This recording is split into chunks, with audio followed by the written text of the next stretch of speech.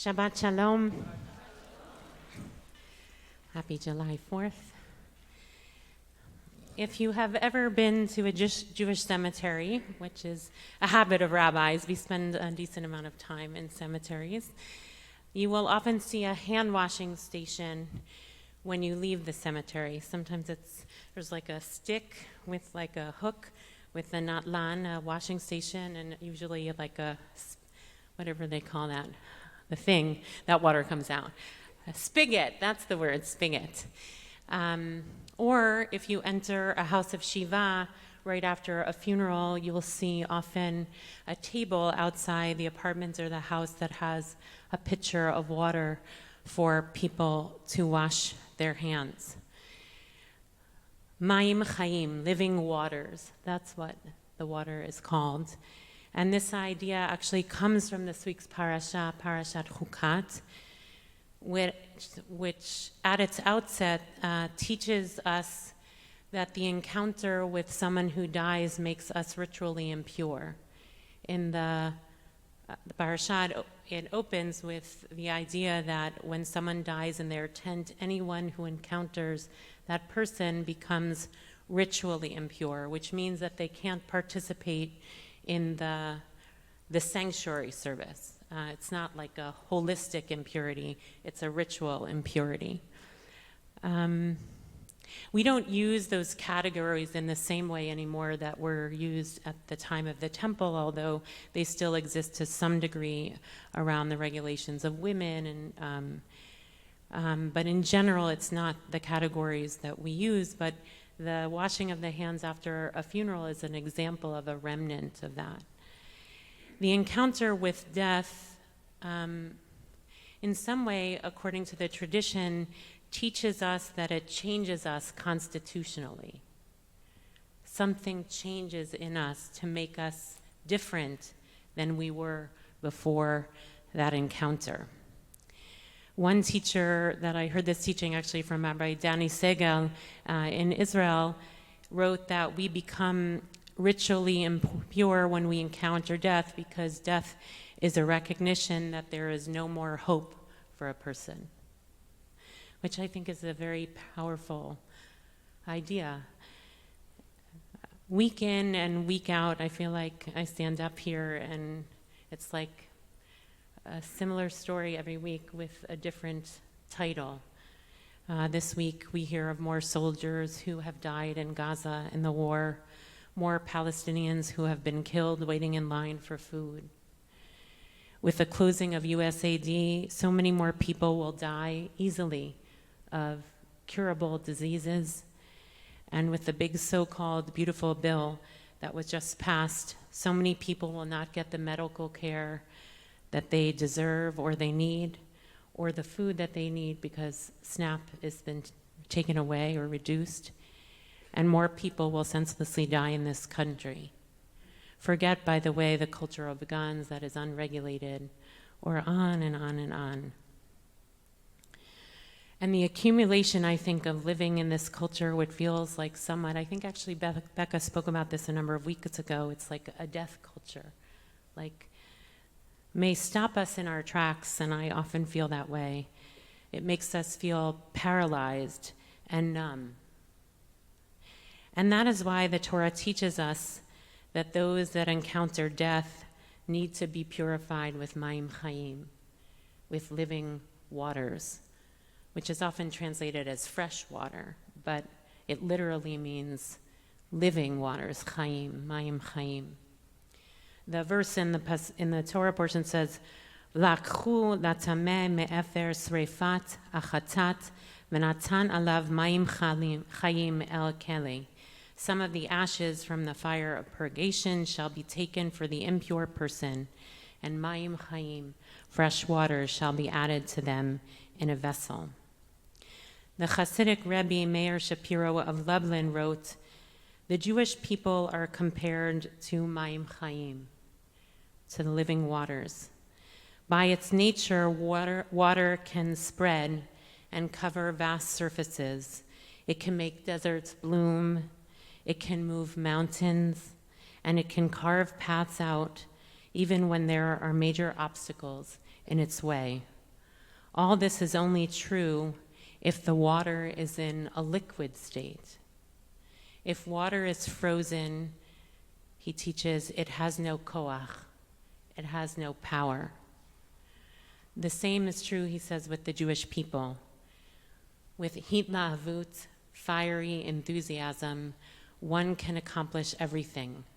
But when a person is kafu, when a person is frozen or kar, cold, he will or she will accomplish nothing.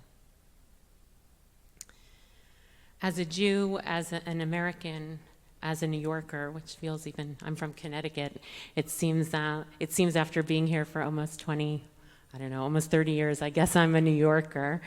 On this July 4th Shabbat, I think, like many, carry so many feelings of rage and despair, of utter sadness of where we have come to as a Jewish people, as a country.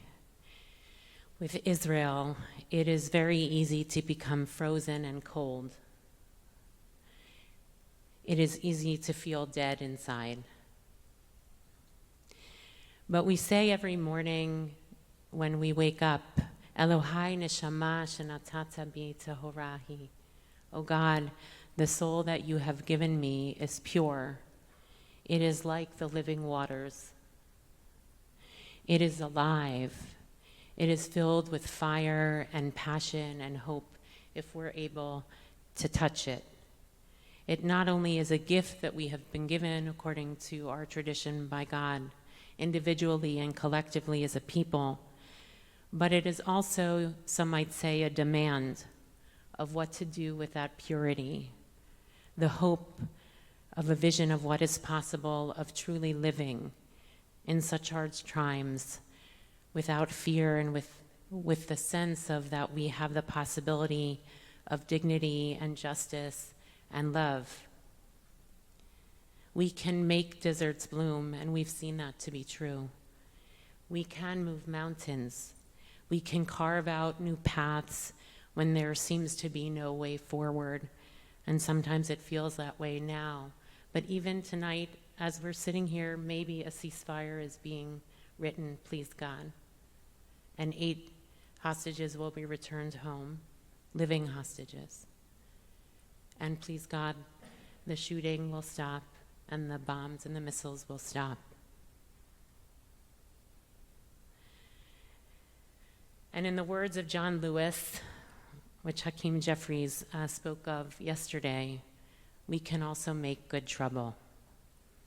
And even when we don't feel so pure, or don't feel so alive with that hitlavut, with that passion, we are asked not to wash our hands of our challenges, but to wash them with living waters, to touch what is most alive and pure in us, and search for it and find it. That is our sacred mission. We cannot desist from it. Amanda Gorman wrote the poem The Sacred Scene in August of 2024, and she speaks of that mission and that demand of what it means to be Americans, to not be frozen or cold, our own version as Americans of mayim, chaim, living waters. I conclude with her words on this Shabbat of July 4th, which feels hard to completely celebrate at this hour. We wonder where our America actually is. But it is in there, just like Elohai neshama shenatata bi tehorahi. The God, the soul that we have been given is pure.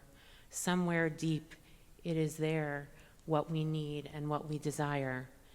And she writes in The Sacred Scene, we gather at this hallowed place because we believe in the American dream. We face a race that tests if this country we cherish shall perish from the earth, and if our earth shall perish from this country. It falls to us to ensure that we do not fall, for a people that cannot stand together cannot stand at all. We are one family, regardless of religion, class, or color, for what defines a patriot is not just our love of liberty, but our love of one another. This is loud in our country's call because while we all love freedom, it is love that frees us all. Empathy emancipates, making us greater than hate or vanity. That is the American promise. Powerful and pure, divided we cannot endure, but united we can endeavor to humanize our democracy and endear democracy to humanity. And make no mistake, coherence is the hardest task history ever wrote. But tomorrow is not written by our odds of hardship, but by the audacity of our hope, by the vitality of our vote.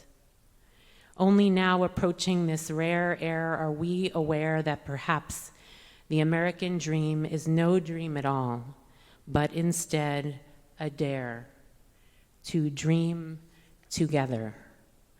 Like a million roots tethered, branching up humbly, making one tree, this is our country, from many, one, from battles won, our freedoms sung, our kingdom come has just begun. We redeem this sacred scene, ready for our journey from it together. We must birth this early republic and achieve an unearthly summit. Let us not just believe in an American dream. Let us be worthy of it.